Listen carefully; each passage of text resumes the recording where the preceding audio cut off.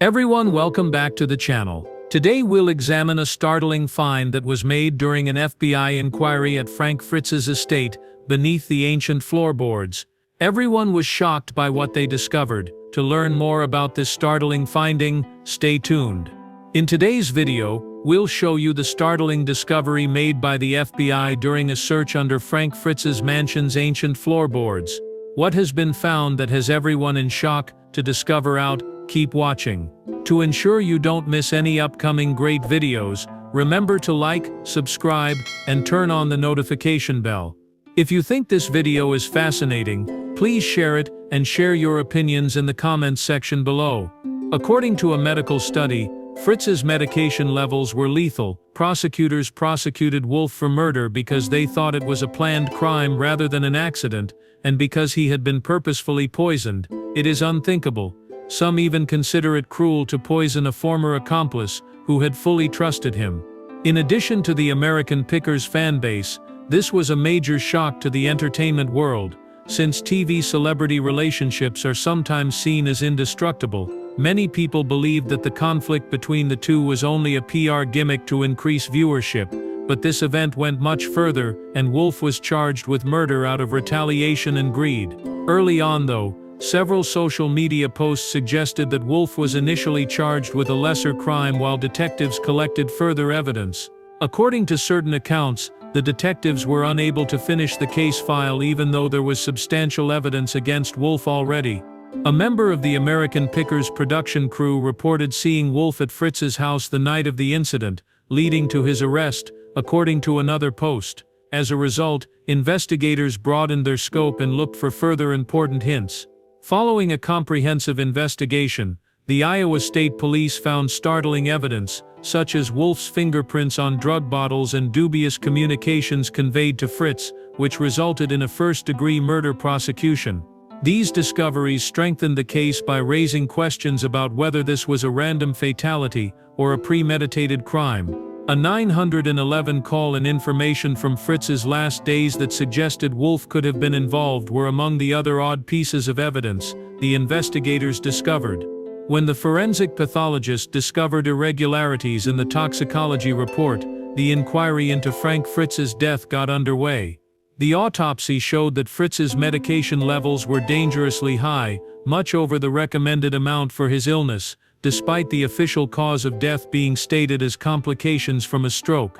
This sparked suspicions right once, especially since it was discovered that Fritz had been rigorously adhering to his rehabilitation regimen. According to forensic specialists, Fritz's drug levels were higher than allowed, suggesting outside intervention. A covert inquiry was started by the police, concentrating on the people who had been around Fritz in his last hours. Even experienced investigators were taken aback by what they discovered. Wolf's vehicle was captured on security cameras in Fritz's neighborhood late at night, approximately 3 hours prior to the emergency services being summoned. That evening, Wolf contacted 911, saying he had been to see how his old friend was doing and discovered Fritz unconscious. In addition to generating suspicions, this compelled detectives to re-examine Wolf and Fritz's relationship's whole history. Fritz was discovered unconscious and without a pulse by the time emergency help came. He was pronounced dead at the site after attempts to resuscitate him failed. The toxicology results contradicted the first report's assertion that the death was caused by a prior stroke. As a result, authorities began to suspect Wolf's involvement and ulterior intentions in his old friend's killing. Investigators were especially skeptical of Wolf's actions just after Fritz's death.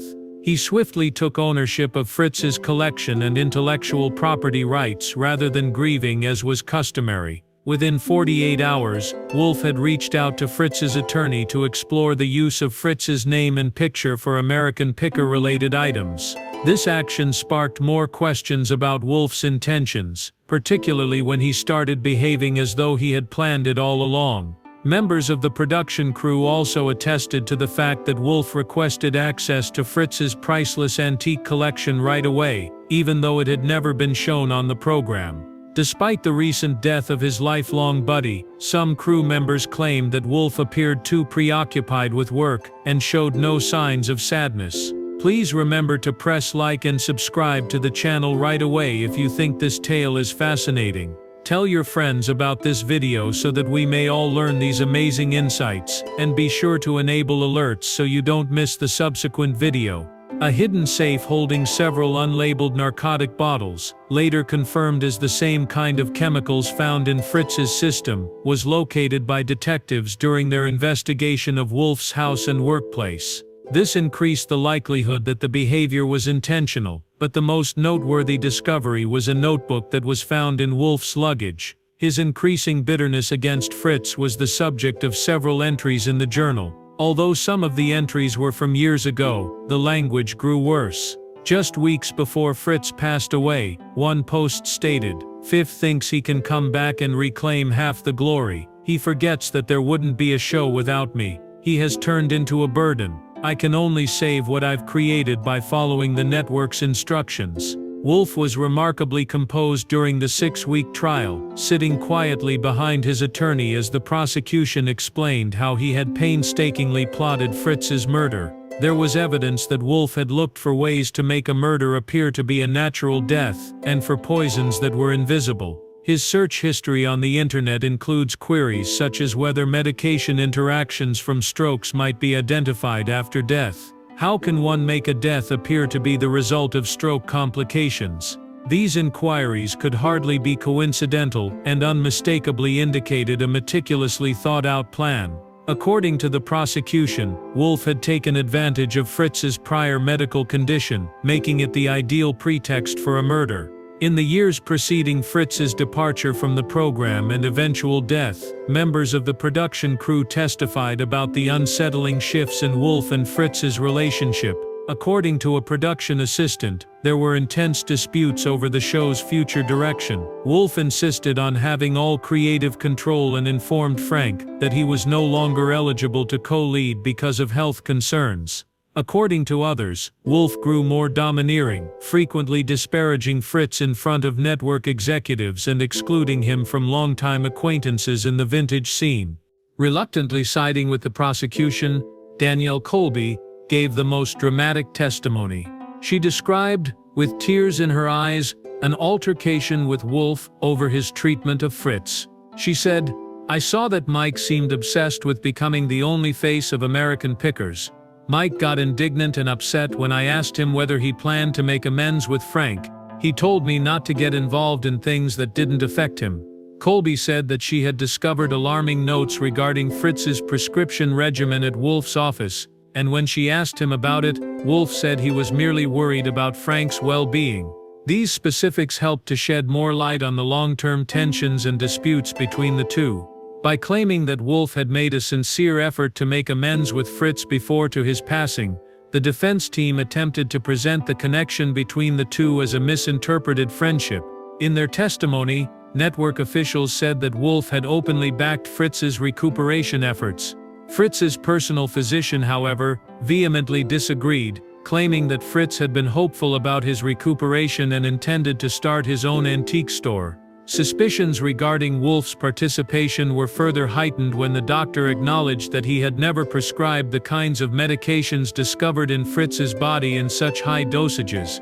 Cross-examination caused Wolf's composed exterior to crumble. Wolf yelled, "You don't understand anything," in response to the prosecutor's direct question about whether he had given Fritz narcotics. "You have no idea how it feels to start from scratch and then have someone else grab the credit while grinning in front of the camera as though they were just as crucial to the show's success as I am." The defensive team had to ask for a recess because of this outburst, but the damage had already been done. According to the jurors, this was the turning point that let them see how deeply hated Wolf remained even years after Fritz departed the program. When forensic accountants testified that Wolf had covertly reorganized the business before to Fritz's passing in order to assume all intellectual property rights in the event that Fritz died or became incapacitated, the financial motivation became evident. Additionally, he had bought $5 million worth of business insurance, with Wolf's company listed as the beneficiary. Prosecutors further disclosed that Fritz was not aware of the several shell corporations that Wolf had established. He had moved priceless artifacts into those organizations valued at more than $2 million, demonstrating that Wolf had meticulously considered the financial gains he could make from the passing of his longtime buddy. The jury returned a guilty judgment in under 4 hours. Everything fell into disarray when the judge gave Wolf a life sentence without the chance of release. "You don't understand," Wolf said as he abruptly got to his feet after remaining composed during the trial. "Everything was going to be destroyed by him. My legacy would be destroyed by him." He knocked over papers and a cup of water as he ran across the defensive table, before being held by court security after running directly towards Fritz's family and furiously waving his arms. Screams filled the room as everyone hurried to escape, and Wolf escaped his bonds and stormed once more, this time snatching an antique cane that had been turned in as evidence and striking a police officer in the shoulder with it. "The creator of American Pickers is me. That's my life." 3 other security guards dragged Wolf to the ground while he screamed. As Wolf struggled, kicking and screaming about betrayal, the judge was removed from the courtroom. When Fritz's sister was present during the sentence, Wolf attempted to rush toward her and said, "I deserve it all," forcing security to remove her out. "It's my show." The most startling part was when Wolf said, "Tell them the truth, tell them what Frank was really like," while glaring straight at Danielle Colby, who was seated in the gallery. Many crew members began to cry, and Colby turned away, obviously devastated. The lawsuit caused a great deal of division inside the American Pickers family, with some testifying against Wolf and others in favor of him. According to court documents, Wolf subtly divided the production crew, which led to many people turning against Fritz and caused major internal strife over time. Even more alarming statements were screamed by Wolf as security attempted to take control of him. He intended to launch his own business. He said that the network wanted him back, and that I was useless. At least 3 people were hurt in the courtroom scenario, which reporters called bizarre. One of them was Wolf's defense lawyer, who was hit by a flying water bottle. Wolf screamed about betrayal and his heritage as he was being dragged out the courtroom, accusing Fritz of plotting to ruin him. In stark contrast to the defense's claim that Wolf was only a confused businessman without aggressive impulses, legal experts pointed out that the courtroom brawl had utterly destroyed Wolf's chances of an appeal. Many of Wolf's former co-workers came out in the days after the tragedy, exposing hitherto undiscovered facets of his personality. According to Thomas Reynolds, a former American Pickers producer, if things didn't go his way, Wolf would frequently lose his temper behind the scenes. Reynolds claimed that he always put up a good front on TV. However, Wolf could be quite scary when the cameras were not rolling, especially among the younger employees. Others explained how Wolf had grown more suspicious, thinking Fritz was planning to make a comeback to television with a competing program. The reality TV community has been rocked by this case. The future of American Pickers, which formerly had millions of viewers worldwide, is unknown. All Wolf-related programs have been taken down by the History Channel, which also released a statement expressing shock and sympathy for the Fritz family. Due to the withdrawal of several key sponsors, the show's future is becoming more uncertain. In an effort to preserve Frank's legacy and bring legal action against the network for supporting Wolf's increasingly out-of-control conduct, the Fritz family has submitted a request to seize possession of his intellectual property and antique collection. According to psychologists, Wolf could have narcissistic personality disorder, which can cause someone to seem nice and kind on the outside but have bitterness deep inside. Dr. Robert Keller, a forensic psychologist who saw the trial, suggested that Fritz's exit from the program could have constituted a serious narcissistic harm. Prosecutors said the most horrifying aspect was how Wolf manipulated public opinion by using his famous status. Wolf used social media shortly after Fritz's passing to promote a tribute product called Frank, and to emotionally announce that his friend had passed away from complications after a stroke. Prosecutor Sarah Donovan stated in her closing remarks that this is more than simply a murder case. Millions of viewers believed him to be in grief with a man who killed his closest friend and made money off of that suffering, thus this is a purposeful lie. In the weeks following Fritz's passing, investigators found that more than $1 million had been contributed, the majority of which had been transferred into accounts that were only accessible by Wolf. Fans and onlookers were shocked and incensed when Mike Wolf started his life in prison, realizing that the guy who had previously been adored for his love of antiques could also be a heartless killer. According to devoted American Pickers fan Robert Jenkins, "We invited him into our homes every week. We trusted his genuine charm and his love of preservation. It is heartbreaking to realize that it was all a front." Numerous TV celebrities who had shared Wolf's appearance have distanced themselves. Others have expressed dismay and demanded that Fritz's memory be respected. This tragedy persisted for the American Pickers filming crew. The crew was sharply split, with some firmly thinking Wolf was innocent, and others confident of his guilt according to testimony given during the trial. Since then, Danielle Colby, the prosecution's witness, has taken a leave of absence from television, stating that she needs time to recover and think. She asked for privacy in a brief message and said she hoped the tradition of preserving antiques, which once brought them all together, would endure this sorrow. Due to the combined blow of losing Frank Fritz and seeing Wolf found guilty of murder, other crew members have all but vanished from the public view.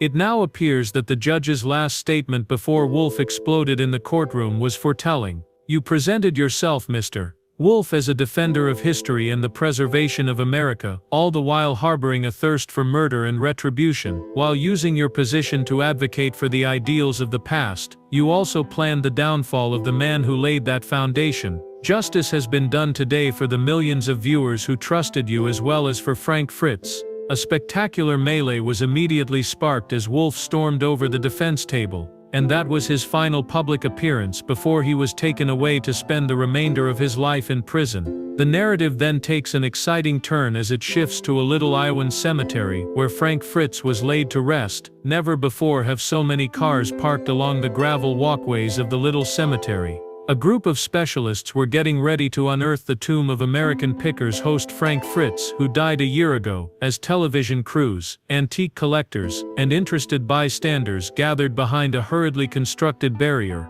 Due to land development, this first appeared to be a straightforward move, but it soon became the subject of a media circus. Nobody could have foreseen the shocking findings that would be made within and outside of the antique world. After a development firm purchased the little cemetery with plans to create a neighboring history museum, Fritz's tomb was moved. Ironically, the same type of location that Fritz used to search for riches when he was young. Reluctantly, the Fritz family consented, asking for solitude while they were moved to a bigger cemetery 20 meters away. However, public interest soared much above expectations once the material was leaked to local media. Overwhelmed, local officials finally consented to let certain media sources shoot, and the money raised from the video was given to the Crohn's Disease Research Fund, which Fritz had fought against all of his life. After giving it some thought, the Fritz family decided to go forward with this choice because they thought Frank, who had always wished to assist others, would probably agree. Frank always wanted to help others, but he never wanted to make a big deal out of things. His sister Lisa told the media, "He can still accomplish that this way." The sky was cold and clear on the day of the move. In order to guarantee that the expert team's work would continue uninterrupted, the cemetery personnel had set up barricades and cleared a passage for the equipment the day before. A well-known conservation specialist with extensive knowledge of historical relics, Dr. Eleanor Chambers, was asked to supervise the procedure and make sure the deceased were treated with the highest respect. "We are honoring the family's desires while adhering to the same protocols we employ for historical monuments," she disclosed. She withheld the unique manner of Frank Fritz's burial at the time, which has since been maintained a secret. When a crane raised the granite slab covering the tomb at 8:30 a.m., it revealed a specially made preservation chamber in place of a conventional coffin. Mike Wolf, who had collaborated with Frank Fritz on American Pickers, said this was what Frank wanted. Frank liked to joke that he wanted his favorite things to be around him when he passed away. They all assumed he was kidding. However, he completed all the arrangements and made it explicit in his will after having a stroke in 2022. Wolf said that he had a special room created to preserve him and his most valuable possessions. The cemetery's quiet was abruptly broken by collective gasps when the preservation chamber was opened. Individual compartments with priceless personal collectibles, many of which had never been made public, were located within around the coffin. Among the most remarkable personal Americana collections ever documented was this one. In the latter years of his life, Frank painstakingly selected each piece, establishing a private museum that showcased his passion and admiration for American history. Even with her vast knowledge, Dr. Chambers was unable to conceal her feelings. "I have worked for 20 years, and I have never witnessed anything like this. This is not only a compilation, it's a very intimate past." A 1934 Indian motorbike in original condition that had originally belonged to a mail courier in the Midwest was one of the most notable things. Fritz never disclosed that he had discovered it in a farm in Iowa in 2019. Although the bike's historical worth was incalculable, experts assessed it at above $300,000. An ancient wooden box nearby had private correspondence between Thomas Edison and a young woman inventor, who was thought to have provided inspiration for some of Edison's. The idea of rewriting some of the history of American inventions was made possible by later academics who verified the authenticity of these records. A group of handmade toy cars, each with the name of a kid from the Iowa Children's Hospital, where Fritz had discreetly served in his final years, were tucked away in another corner. As a kind of therapy, he had once established a tiny workshop where he taught the kids how to build vintage automobiles. As a keepsake of that close bond, he retained one vehicle from each youngster. However, it was a little leather-bound notebook bearing the words "The Real Finds" that shook the globe the most. It included the human narratives of each relic, the families, artisans, and regular Americans who had shared memories with Fritz, rather than a catalog of all the objects featured on the show. Frank left behind a notepad that was akin to a deep spiritual legacy. As he stated, Frank was more than simply an antique collector, and Mike Wolfe was moved. He kept memories alive. The true gem is this diary. Frank informed us what was most important to him in this way. Social media blew up as soon as it got out beyond the cemetery. To support historical preservation, collectors' organizations planned fundraisers and memorial services. The History Channel said that Mike Wolfe will present a special program called Fritz's Final Collection. The Smithsonian Institution was one of several prominent museums that shown interest in showcasing this collection as a cohesive whole. The Smithsonian suggested a traveling display titled American Picker, Frank Fritz's Personal Collection, which would stop in the same locations where Fritz had visited on his treasure hunts. According to curator Robert Hensley, these objects belonged together and to the individuals Frank interacted with. The cultural worth, or the tapestry of memories these objects weave together when shown side by side, is equally as significant as the material value. The display idea was approved by the Fritz family after much deliberation, provided that the complete finished collection was kept in a museum in Frank's hometown for all time. According to Lisa Fritz, his sister Frank dedicated his life to restoring lost gems. These objects can now carry on the tales he always treasured. Within the preservation chamber, conservation specialists spent 3 days classifying, documenting the original locations and processing each relic, in addition to Frank's personal notes. Several sites broadcast the process live, with historians offering in-depth analysis and evaluations of each item as it was made public. Viewers from all across the world watched every second of it, setting new marks for historical programming. In addition to its historical significance, this encounter unveiled a more profound facet of Frank Fritz's personality. The man who in his last act transformed himself into the most dynamic living collection of all, having relentlessly searched for the lost fragments of American memory. A thoughtfully chosen display that honors the ideals he upheld throughout his life in addition to priceless artifacts. Frank's remains were moved with solemnity once the collection had been securely moved. In a fitting farewell, friends and close collectors drove a parade of vintage automobiles to carry his coffin to its new resting place. Both Mike Wolfe and the Fritz family contributed to the design of the new memorial, which was modeled in American street architecture and paid homage to the man who had traveled the nation looking for history. The media termed this phenomena the Fritz effect, and in the weeks that followed, attendance at minor historical societies and municipal museums soared across the United States. Inspired by the final collection of the famed picker, those who had previously showed little interest in preserving history suddenly started to investigate their own village stories. With meticulous preservation and digitization, the diary served as the basis for a new historical project that highlighted regular Americans and their contributions to the nation's growth. The Fritz Scholarship was founded to help scholars tell the tales of commonplace objects and the people who made them, especially in underappreciated rural regions. The greatest legacy of Frank Fritz's life was left a year after his death, after he had dedicated his life to saving lost antiquities. In addition to preserving history, the collection he discreetly gathered in his latter years altered public perceptions of the worth of seemingly little objects and the tales that are woven into each one that is made, used and handed down through the generations of Americans. Frank consistently stated that the most precious object was the one with the finest narrative, Mike Wolfe remarked tearfully in the closing scenes of the documentary about his final collection, which went on to win an Emmy. He was the best person to tell his own tale with this collection. He also reminded us of the significance of these remnants of the past for the future. We appreciate you staying through the entire video. In the upcoming months, the world will undoubtedly continue to be shocked by the revelations from Frank Fritz's estate. Watch this space for more intriguing and unexpected tales in future videos. Remember to share your opinions in the comments section below, and we'll see you in the next video.